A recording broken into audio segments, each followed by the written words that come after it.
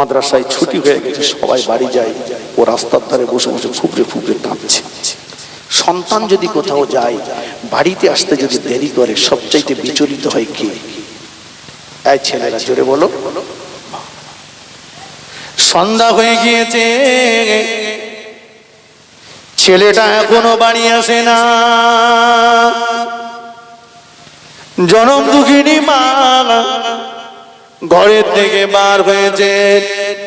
কচিরে সোনার মানিক রে, কচিরে সোনার মানিক রে। ছেলে জবাব দিচ্ছে, আম্মা জান সন্ধ্যা হয়ে গিয়েছে বাবা, এখনো কেন বাড়িতে আসলি না?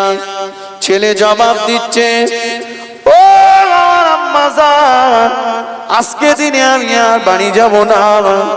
কেন বাড়িতে আসবি না বাবা?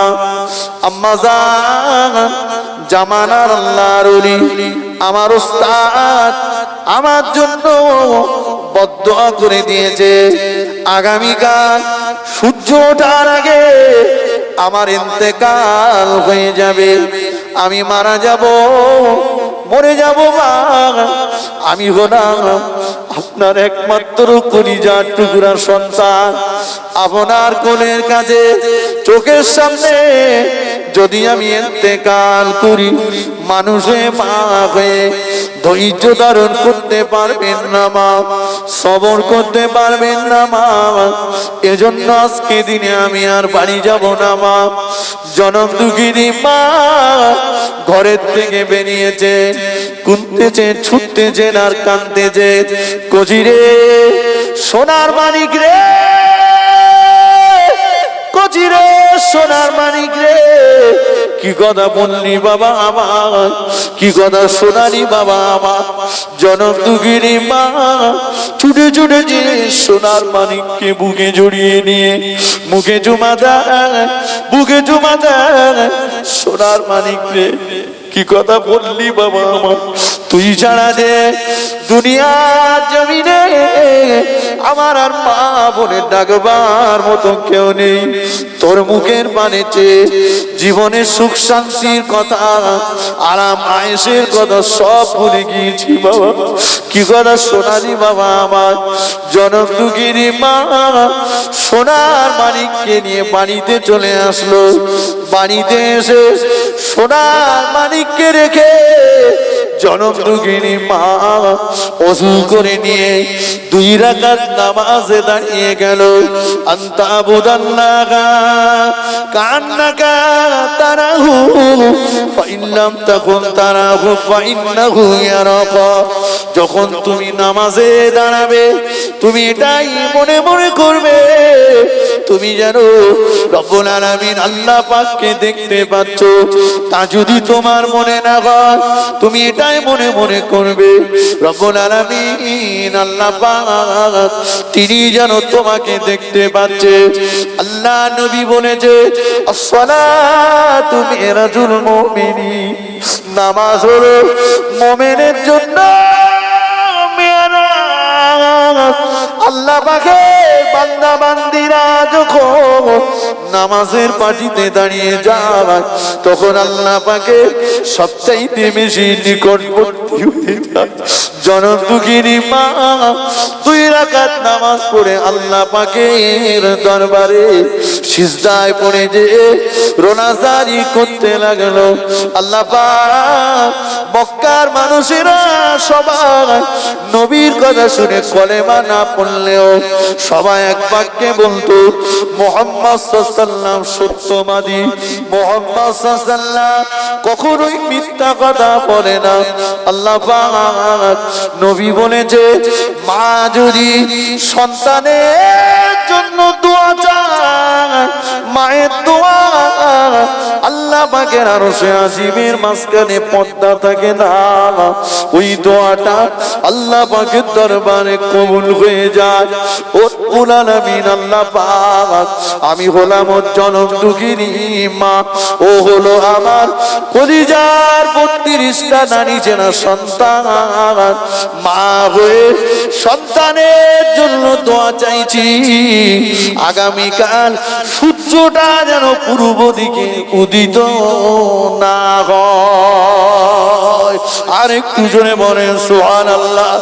ও ঘন্টার পর ঘন্টা চলে যায়, পূর্ব আকাশ ফর্সা হয় না, মহল্লাবাসীরা দলবদ্ধ ভাবে আল্লাহ সর্বদেশ আলী কানাল্লাহ রহমাতুল্লাহ হুজুরের কাছে হাজির হয়ে গেল। হুজুর আমার কাশবাগানতে বসে গেলেন, অন্তর্চক্ষু খুলে দেখলেন ও মহল্লাবাসীরা, ও আমার গ্রামবাসীরা, চলো চলো সবাই মিলে ওই দুষ্টু ছেলেটার মায়ের কাছে চলে যায়। আমি দোয়া করেছি, ওর মা ওর জন্য দোয়া করেছে, আমার দোয়াটাকে ওভারটেক করে ওর মায়ের দোয়া আল্লাহ পাকের আরশে আজিমে যে ধাক্কা মেরেছে। সবাই দলবদ্ধভাবে আল্লাহর ওলিকে সঙ্গে নিয়ে জনম দুঃখিনী মায়ের কাছে চলে গেল। ও মা, জনম দুঃখিনী মা, আমি আমার দোয়া আল্লাহ পাকের কাছে ফেরত চাইছি, মাগফিরাত কামনা করছি, দোয়া করুন আল্লাহ পাক যেন পূর্ব আকাশটা ফর্সা করে দেয়। জনম দুঃখিনী মা আল্লাহ দরবারে দুটো হাত তুলে দোয়া, আল্লাহ পাক আপনার ওলি বান্দা মাহবুব বান্দার ইজ্জত সম্মানের খাতিরে সূর্যকে পূর্ব দিক উদিত করে দেয়, আমার দুষ্টু ছেলেটার হায়াত বাড়িয়ে দেয়। দেখতে পাওয়া গেল আস্তে আস্তে পূর্ব আকাশটা ফর্সা হয়ে যায়। জনম দুঃখিনী মায়ের দোয়াটা আল্লাহ পাকের দরবারে কবুল হয়ে গেল। ও কানে যে দেখতে পাওয়া গেল এ ছেলেটা অন্য কেউ নয়, দিল্লি জমিনে যার মাজার আল্লাহর ওলি হযরত পীর বাকি বিল্লাহ রহমাতুল্লাহ আলাইহি। আল্লাহুম্মা সাল্লি আলা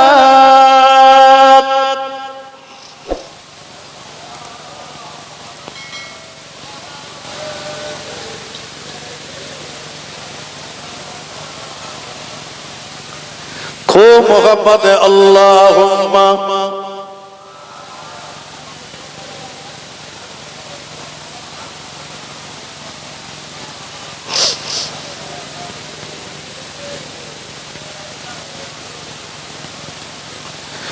মুখেতে ডাকি মা আর বুকেতে রাখি মা, মাগো তুমি আমার জান কোনদিন ভুলো না। মুখেতে ডাকি মা আর বুকেতে রাখি মা, মাগো তুমি আমার জান কোনদিন ভুলো না। 10 মাস 10 দিন গর্ভে রেখেছিলে যে ধরে, বহু কষ্ট করে ও মা ভুবনে পাঠালে, সেই মায়ের আঁচলে শীতল ছায়া তলে পালিত হলাম যে খোদার করুণা। মুখেতে ডাকি মা আর বুকেতে রাখি মা, মাগো তুমি আমার জান কোনদিন ভুলো না মাগো তুমি ছাড়া আমার এ মন যে বোঝে না মাগো তুমি ছাড়া আমার এ মন যে মানে না হারালে মা কোথায় খুঁজে কেন পাই না মাগো তুমি আমার জান কোনদিন ভুলো না আল্লাহুম্মা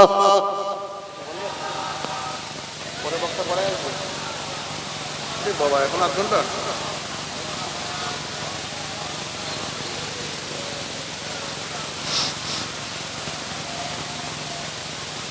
আমার ভাইরা তাহলে পীরের দোয়াটাকে ওভারটেক করে মায়ের দোয়া আল্লাহর আরশে আজিমে যে ধাক্কা মেরেছে মা বাপ ও পীর কথা ঠিক কিনা বলে অতএব আব্বা মায়ের সঙ্গে বেয়াদবি করো না ওদের সঙ্গে বেয়াদবি করো না মা বাপ যাদের বেঁচে আছে মা বাপের সেবা করো মা বাপের খিদমত করো মা বাপের দোয়া নাও মা বাপ যাদের নেই তাদের কবরের পাশে যাও তাদের কবরটা জিয়ারত করুন কথা বোঝেননি আপনি আপনার সন্তানটাকে নিয়ে যান আপনার সন্তানকে দেখান ওটা তোমার দাদুর কবর ওটা তোমার দাদিমার কবর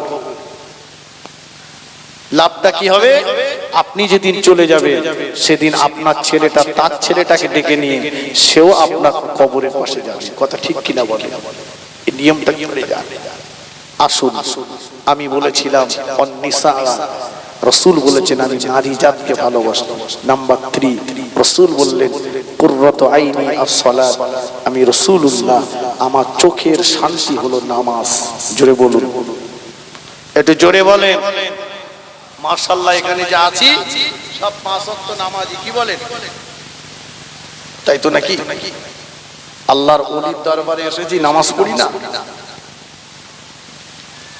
আল্লাহর ওলি হয়েছে নামাজ না পড়ে হয়েছে কথা বলেন না পড়ে হয়েছে না নামাজে গেলেই আমার কিছু মানুষ আছে মোটে নামাজ পড়ে না কিছু আছে বাৎসরিক মুসল্লি রমজান মাসে আসে কথা ঠিক কিনা বলেন রমজান মাস আসলে মনে হয় মসজিদ দুতলা তিনতলা চারতলা করতে হবে রমজান শেষ সে মুসল্লি চলে গেছে কিছু মুসল্লি আসতে শুক্রবারে করে তবে ওরা খুব ব্যস্ত সবার শেষে আসে সবার আগে চলে যায় ছেঁড়া দুটো নিয়ে আসে নতুন দুটো নিয়ে পালায়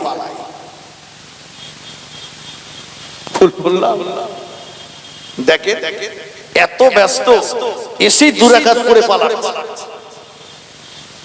মসজিদে আসলে এত ব্যস্ত কেন ইমামের কেরাত যদি লম্বা হয় বায়ান যদি লম্বা হয় দোয়া যদি লম্বা হয় মসজিদ থেকে বেরিয়ে বলছে ইমাম আর চলবে না এই ইমাম হটাও এর খেয়ে খেয়ে গায়ে চর্বি জমে গেছে কথা বলেন কি খাওয়া খেতেছে ইমাম সাহেবের কিছু কিছু মানুষ আছে মসজিদের ইমামকে বাবার চাকর মনে করেছে বেয়াদব কথা বুঝেননি কারণ আজকে মসজিদ কমিটি যারা হচ্ছে আমি তো দেখছি ঘুরে ঘুরে আপনাদের এখানে হয়তো ভালো 10 জন কমিটি মেম্বার থাকলে 8টা হারাম খোত্তার ভিতর এই ভুল বলেছি আমি কথা বলেন নিজেরাই কি করে পেশাব করতে বসতে হয় জানে না ও মনে করে পেশাব করা মানে হেইয়ামারি বলে লুঙ্গি পর্যন্ত তুলতে হবে আর ইমাম সাহেবের বসার হুঁশ ফিরাচ্ছে মসজিদ তোমার বাবার পৈতৃক সম্পত্তি নয় আর মসজিদের ইমাম তোমার বাবার চাকর নয় ও আল্লাহর ঘরের খাদেম তার সঙ্গে সম্মানের সঙ্গে কথা বলো তুমি কমিটি মেম্বার বলে নিজেকে পার্লামেন্টের অফিসার ভেবো না তোমাকে আল্লাহর দরবারে জবাব দিতে হবে দুনিয়ার মানুষ টাকার জন্য তোমাকে সম্মান দিয়েছে। আল্লাহ বললেন ইয়াউমা লা ইয়ানফাউ মালু ওয়ালা বানুন, কিয়ামতের কঠিন মুসিবতের সময় কোন মানুষের সম্পদ এবং সন্তান আমি আল্লাহ আমার কাছ থেকে তাকে রেহাই করাতে পারবে না। ইল্লা মান আতাল্লাহ বিকলবিন সালিম, কেবলমাত্র ওই মানুষটাই ওই দিবসে নাজাত পাবে যে মানুষটা একটা রোগহীন নিরোগ অন্তর নিয়ে আমি আল্লাহ আমার কাছে আসতে পারবে। জনগণের সম্পদটাকে নিজের সম্পদ ভেবো না। মসজিদ, কিছু কিছু মানুষ আছে দেখবে বাড়ির পাশে মসজিদ, বাড়ি গলা গলা খায় আর মসজিদে যেয়ে পাকা চালিয়ে ষাঁড়ের মতো নাক ডাকায়। আপনাদের গ্রামে নেই মনে হচ্ছে। বাড়ির পাশে মসজিদ, বাড়ি খায় আর মসজিদের বাথরুম ভর্তি করে। কেউ আবার বাড়ির থেকে light, torch light, charger light নিয়ে যাচ্ছে মসজিদে যে চার্জ দিচ্ছে। রমজান মাসে চার্জার নিয়ে মোবাইল নিয়ে গেছে, বলে মসজিদের বলে লাগিয়ে দিয়ে ফেসবুক চালাবো। আপনারা সব দাদা হুজুরকে মানে একটু কথা বলেন না কেন? মুজাদ্দিদুজ্জামান দাদা হুজুর পীর কেবলা রহমাতুল্লাহ আলাইহি শুধু পানিতে ফুক দেওয়া মানুষ ছিলেন না, তাসবিহ টেপা মানুষ ছিলেন না, ওয়াজ করা মানুষ ছিলেন না। তিনি এত বড় একজন আলেম ছিলেন, সেই জামানায় সৌদির মুহাদ্দিসের কাছ থেকে 40টা হাদিসের কিতাবের উপরে পরীক্ষা দিয়ে মাওলানা ডিগ্রি অর্জন করেছিলেন। জোরে বলুন। দাদা হুজুর কেবলা মসজিদে বসে আছেন, একজন যে বলছে হুজুর আমাকে একটা তাবিজ দিতে হবে। তো মসজিদের ইমাম সাহেবকে হুজুর বলছেন বাবা এক টুকরো কাগজ দাও তো। মেম্বারে একটা খাতা ছিল, ওই খাতা থেকে এক টুকরো কাগজ নিয়ে দাদা হুজুর কেবলাকে দিচ্ছে। দাদা হুজুর কেবলা বলছেন বাবা হাফেজ সাহেব এই খাতাটা কার খাতা? বলছে এটা মসজিদের খাতা। তো মসজিদের জনসাধারণের পয়সায় কেনা ওই খাতার কাগজ আমাকে দিচ্ছ তাবিজ লিখতে? বলছে হুজুর এক টুকরো কাগজ এতে অসুবিধা হবে। দাদা হুজুর বললেন হাফেজ সাহেব আপনি কি পড়েননি ফামাইয়া আমাল মিসকালা জাররাতিন খায়রান ইয়ারা ওয়া মাইয়া আমাল মিসকালা জাররাতিন শাররান ইয়ারা, কেউ যদি এক যাররা পরিমাণ ভালো কাজ করে ভালো কাজের বদলা আল্লাহ দেবেন, কেউ যদি এক যাররা পরিমাণ অন্যায় কাজ করে অন্যায় কাজের বদলা আল্লাহ আদায় করে নেবেন। বাবা এই এক টুকরো কাগজ যদি আমি নিই জনসাধারণের, আমি আবু বকরকে কিয়ামতে জবাব দিতে হবে। বাবা আমি ওই কাগজে তাবিজ লিখব না। জোরে বলুন, একটু জোরে হবে না? আপনি সেটাকে পৈতৃক সম্পত্তি মনে করছেন। রাসূল বললেন ঈমানদার ব্যক্তি যারা মসজিদে গেলে ওদের অবস্থাটা ওই রকম হবে যেমন পানির ভিতরে মাছ থাকে, আর মুনাফিক ব্যক্তি যারা মসজিদে গেলে ওদের অবস্থাটা ওই রকম হবে যেমন খাঁচার ভিতরে পাখি থাকে। খাঁচার ভিতরে পাখি কি স্বস্তির সঙ্গে থাকে বাবা? কথা বলে ছটপট ছটপট করে বেরো। আল্লাহ নবী সাহাবী হযরতে আবু তালহা রাদিয়াল্লাহু তাআলা আনহু, আল্লাহ নবীর বড় গরীব সাহাবী, অনেকটা দূরে হেঁটে হেঁটে মসজিদে নববী শরীফে যেতেন।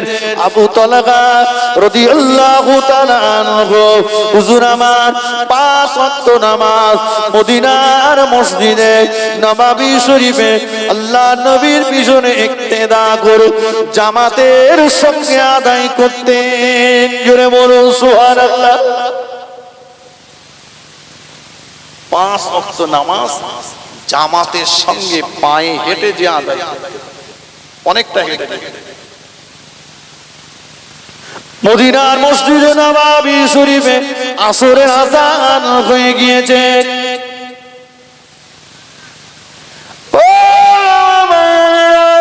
আল্লাহ নবীর সাহাবী আবু তালহা রাদিয়াল্লাহু তাআলা আনহু বাড়ি থেকে ওযু করে হুজুর আমার রেডি হয়ে নিলেন। হুজুর আমার যখনই মসজিদে যেতেন বাড়ি থেকে ওযু করে যেতেন। যে মানুষটা বাড়ি থেকে ওযু করে মসজিদে রওনা হয়ে গেল ওই মানুষটা যেন ইহরাম পরে খানায়ে কাবাতে রওনা হয়ে গেল।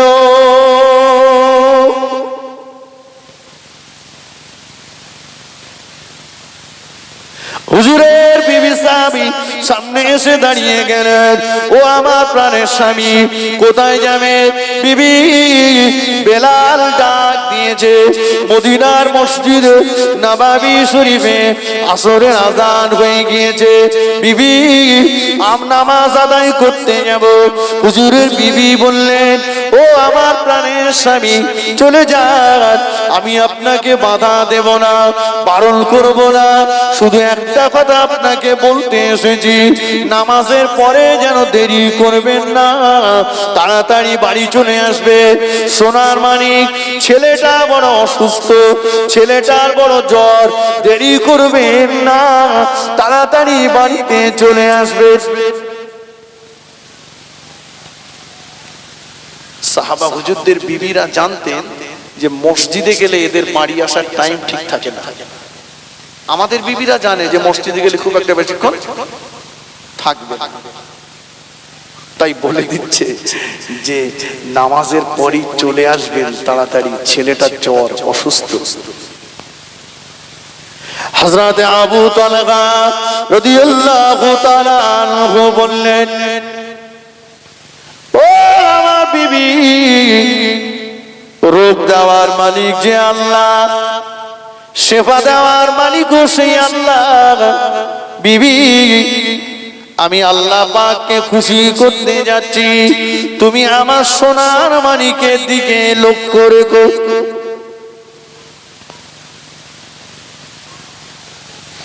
ও ভাইজানেরা,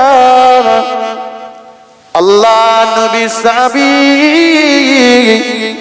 আবু তালহা রাদিয়াল্লাহু তাআলা মদিনার মসজিদে নববী শরীফে চলে গেলেন। আল্লাহ নবী পিছনে ইক্তেদা করে আসরের নামাজ আদায় করলেন। আসরের পরে হুজুর আমার তাসবিহে মশগুল হয়ে গেলে, বাড়ির কথা মনে নাই, বাচ্চার কথা মনে নাই, বাড়ির কথা মনে নাই, বাচ্চার কথা মনে নাই। দেখতে দেখতে মদিনার মসজিদে নববীর মুয়াজ্জিন বেলাল রাদিয়াল্লাহু তাআলা মাগরিবের আযান দিয়ে দিয়েছে। আবু তালহা রাদিয়াল্লাহু তাআলা আল্লাহ নবী পিছনে ইক্তেদা করে মাগরিবের নামাজে দাঁড়িয়ে গেলেন। মাগরিবের নামাজ পড়লেন। মাগরিবের নামাজের পরে হুজুর আমার আওয়াবিনের নামাজ পড়লেন। আওয়াবিনের নামাজের পরে হুজুর আমার কোরআন শরীফ তেলাওয়াতে মশগুল হয়ে গেলে, বাড়ির কথা মনে নাই, বাচ্চার কথা মনে নাই। দেখতে দেখতে বেলাল রাদিয়াল্লাহু তাআলা ইশার আযান দিয়ে দিয়েছে। আবু তালহা রাদিয়াল্লাহু তাআলা আল্লাহ নবী পিছনে ইক্তেদা করে ইশার নামাজে দাঁড়িয়ে গিয়েছে।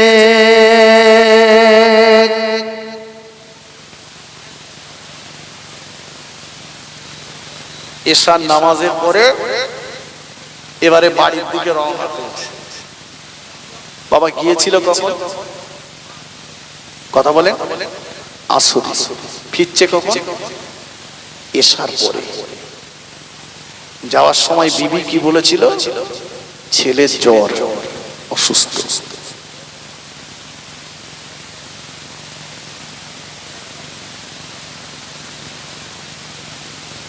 বাড়িতে এসেছেন, দরজায় এসে সালাম দিলেন।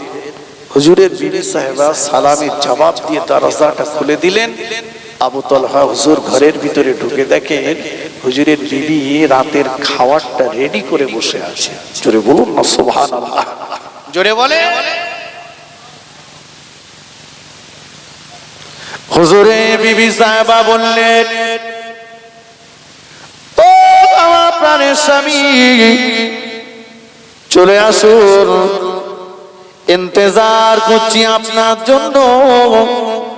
নিজে হাতে করে রাতের খানাটা আপনাকে খাইয়ে দেব।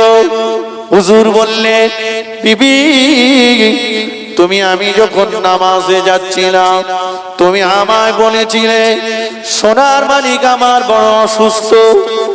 ও আমার বিবি, মসজিদে নববী শরীফে নামাজে যে আল্লাহ আল্লাহ নবীর প্রেমে এতটা দিওয়ানা হয়ে গিয়েছিলাম, আল্লাহ আল্লাহ নবীর প্রেমে এতটা মশগুল হয়ে গিয়েছিলাম, নামাজে এতটাই ডুবে গিয়েছিলাম। ও বিবি, বাচ্চার কথা আমার মনে ছিল না, বাড়ির কথা আমার মনে ছিল না, তোমার কথা আমার মনে ছিল না। ও বিবি, তুমি আমায় এখন বলো না, আমার সোনা মানিক কেমন আছে? হুজুরের বিবি বললেন, ওগো প্রাণের স্বামী, সোনার মানিক আল্লাহর হেফাজতে আছে।